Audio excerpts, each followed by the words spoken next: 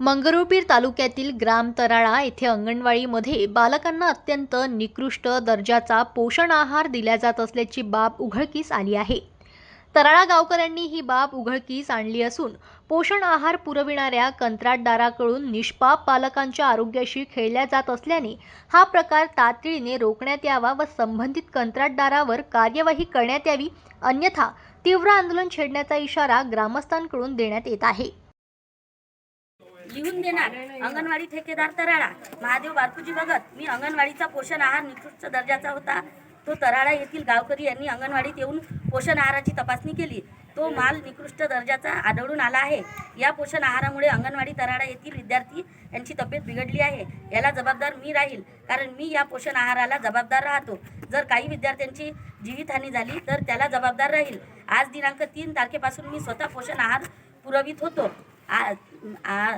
होतो। आजपासून मी कॉन्ट्रॅक्ट सोडून देत आहे।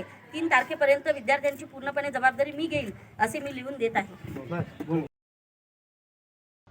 मंगरुळपीर तालुक्यात अनेक अंगणवाड्या असून यामध्ये हजारो बालके दाखल आहेत। या बालकांना पोषण आहार पुरविण्याचे काम कंत्राटी पद्धतीने होत असल्याने कंत्राटदार आपल्या अत्यंत निकृष्ट दर्जाचा आहार बालकांना पुरवित आहे। पोषण आहारातील धान्य अत्यंत हीन दर्जाचे असून तांदूळ, चवळी, मटकी, हरभरा, मसूर डाळ, तूर डाळ, सोयाबीन या कडधान्याला कीड लागलेली असते। हे धान्य जनावरेही खाऊ शकणार नाहीत असे असते। धान्य पुरविणारी एजन्सी व ठेकेदार केवळ नफा कमविण्यात मशगूल असून संबंधित अधिकारी व ठेकेदारांचे साटे लोटे असल्याचा आरोप ग्रामस्थांकडून केला जातो आहे।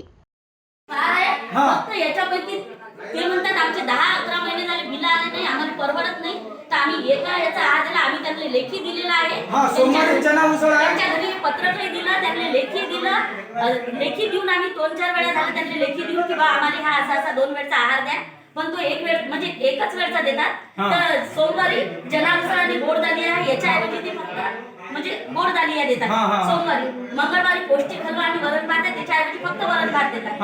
आणि बुधवारी शेंगदाणा लाडू पालक पराठा याच्याऐवजी ते शेंगदाणा लाडू देतात। आणि गुरुवारी चना उसळ आणि गोड दलिया आहे तर चना उसळ देतात गुरुवारी। शुक्रवारी शेंगदाणा लाडू पालक पराठा आहे तर याच्याऐवजी ते एक देतात, काहीतरी शेंगदाणा नाही तर पालक एक देतात।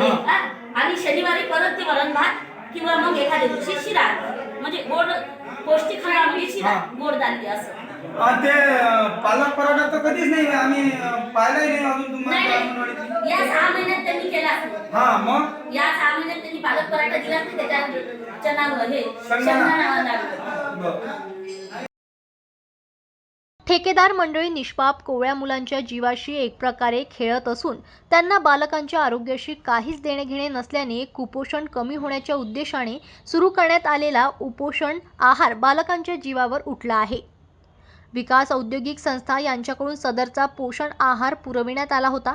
याबाबत सेविकांकडून किंवा सुपरवायझरकडून कुठल्याही प्रकारची माहिती कार्यालयात पुरविण्यात येतं का असा प्रश्न ग्रामस्थांना पडलेला आहे। जनमत लाईव्ह न्यूजसाठी वाशिममधून ज्ञानेश्वर वरघट यांची रिपोर्ट।